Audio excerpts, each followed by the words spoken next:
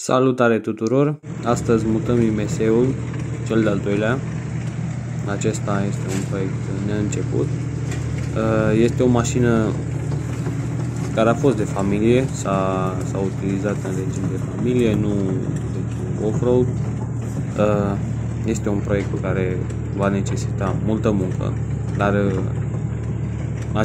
acesta este mult mai natural decât celălalt pe care îl am, care a suferit câteva modificări. Acesta este cât de cât original.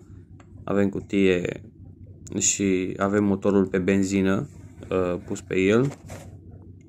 Am verificat și uleiul și arată foarte bine, chiar nu mă așteptam. Nu știu dacă vechiul proprietar a încercat să restaureze și să-i schimbe și uleiul motor pentru a-l porni, dar este un proiect de viitor.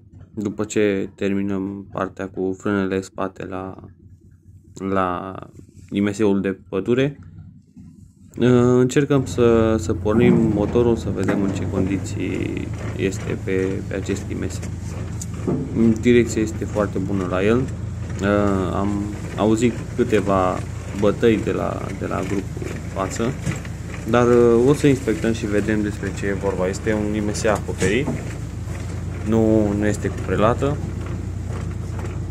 și are și scaunele lui originale, din piele chiar, și o piele care s-a menținut foarte, foarte bine de-a lungul timpului.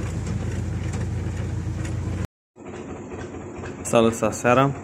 Acesta este și motorul, are nevoie de un filtru, trebuie să fie curățit puțin,